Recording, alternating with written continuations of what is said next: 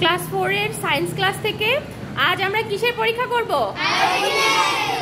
আমরা যে লবণটা খাই বাসায় সেটার মধ্যে আয়োডিন আছে কিনা আমরা সেই টেস্টটা করব, তাই না? ঠিক আছে, চলেন আমরা শুরু করি। আমরা পরীক্ষার জন্য নিয়েছি ভাত, নিয়েছি লবণ, নিয়েছি আর লেবু নিয়েছি। এখন আমরা পরীক্ষাটা শুরু করি। প্রথমে আমরা ভাত নিলাম, এর উপরে আমরা একটু লবণ দিব।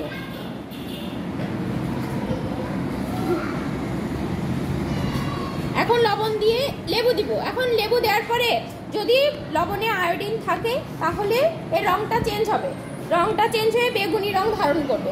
এখন আমরা দেখি কি হয়।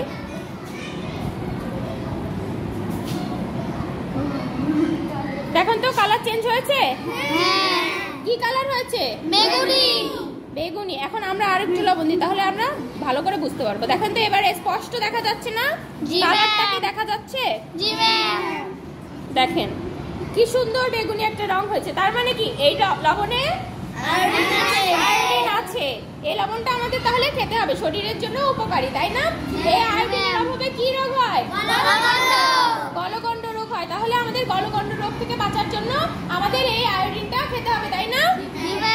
আপনারা কিন্তু বাসায়, সবার বাসায় একবার করে পরীক্ষা করবেন যে আপনাদের লবণে, যে লবণটা আপনারা খাচ্ছেন সেটাই আয়োডিন আছে কিনা। আপনারা বাসায় পারবেন তো?